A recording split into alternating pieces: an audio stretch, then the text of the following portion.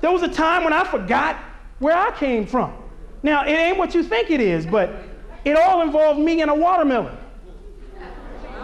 Listen, it involved me and a watermelon. I got to start from the beginning. You understand that when I was a kid, I loved watermelon. I loved watermelon. Let me tell you something. I love me some watermelon, all right? I used to sit on the porch and eat that sucker, you know what I mean? Mama cut it in half, and I was into some watermelon, right? And this was a piece of me. I love water. I can think back at times of sitting there, maybe sprinkling some salt on my watermelon, okay? Sprinkle a little salt on my watermelon, right? And I started just thinking about, and I loved watermelon. But you know what? I had a problem. I got elected, they said, told you that student government president at San Diego State. And what it did was it pushed me into all kinds of new environments that I hadn't been in before. In most of the environments, I was the only person of color in the room. And they used to have a little buffet set up, little melons and little strawberries, and they'd have that jungle plum sitting there. Y'all know what I'm talking about, all right? They'd have it sitting there. But I started thinking about what other people would think about me, because I started thinking that everybody thinks that black people love watermelon, chicken, and basketball. So when I was at these functions, I would shy away from my love, the watermelon, okay? I would stay away from it because I was worried about I thought if there was 500 people in the room, I thought all eyes were on me. And I thought everybody was wondering, is he going for it? Is he going for it? Is he going for it? I got it. Hey, I told you. That's what they like.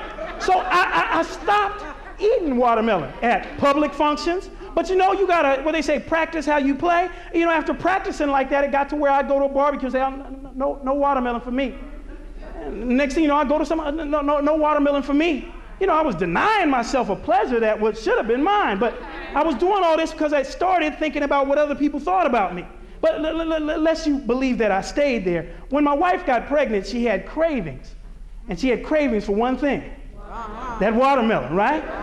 And she used to ask me to go down to the store and get her a watermelon. And, I had been away from my love for about 12 years. And I used to go into that store and, pop, pop. You got to do it, you pick them just right, all right? I knock on that sucker, one of them talk to me, not me. No, not me.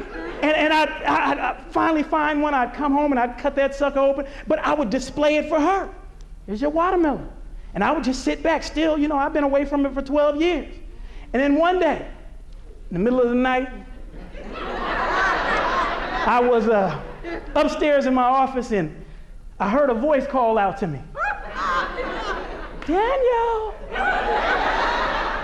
Daniel! And I thought to myself, it sounded familiar, but one of them familiar voices that you ain't heard in a long time, right? You're trying to place it. Is that? So I go downstairs and I'm looking, Daniel? And I can't seem to find where that voice is coming from. So finally I walked into the kitchen and the voice got a little bit stronger. Daniel, come on to mama. Come on, I'm here for you, baby. You've been waiting, and I opened the refrigerator and there it was. Sitting there all round and red and them little black eyes just looking at me, right? And I decided I was going to just take a little bit, right? I was going to cut a little bit and just, but one bite will never do. So I took a little bit, and then next thing you know, all kinds of thoughts started going through my head, ecstasy. I didn't know if I was in heaven or having great sex. I was just, oh man, it was so beautiful. And then I had that watermelon everywhere. I had it first by the refrigerator, and then I had that watermelon on the countertop, and then I went to the living room, and I had that watermelon right there on the couch, right there watching SportsCenter. And when it was all said and done, I was laying there and just engorged, stomach just all fat because I done ate all this watermelon. And I looked over at that rind, that green rind. It was all white because I had took care of any red that would have been there. And it seemed like there was just some little teeth there grinning at me. And I decided to talk to that watermelon. I said, baby, where you been? Why you been gone so long? And the watermelon looked at me and said, I didn't go nowhere. Said, I've been here all the time. You were ashamed of me. You didn't want to be around me because of what people thought, what you thought people would think about me. So you're the one I always been here. Now, baby, understand, I'm still here for you. But don't do it again because I might not be there again. Now I'm saying this about a watermelon, but understand this is how it starts. First is, I'm not going to that neighborhood no more because I don't want nobody to know that's where I'm from, right? Right? So I'm not from Compton or Watts, I'm from South Los Angeles, right? And you stop being from all these other little places in the South and Mississippi and Alabama, you start being from Atlanta, right? So, you started with that. You also started with friends. Oh, I don't know them people. Right? You grew up with them, you loved them, all the rest of the stuff, but all of a sudden, you don't want to be around them because they don't dress the way they should dress, right? And when you go to all these big functions where everybody, you don't want them around, right? But it starts that way, and then sooner or later, your whole life is in another world. And you look back and you start saying to yourself 10 and 20 years later, what happened to me? What happened to the things that I loved? How could I take something that I loved so dearly that gave me pleasure and separate myself from it? It's because you're worried about what other people are thinking.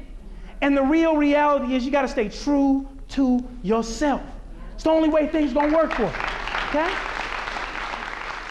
Now,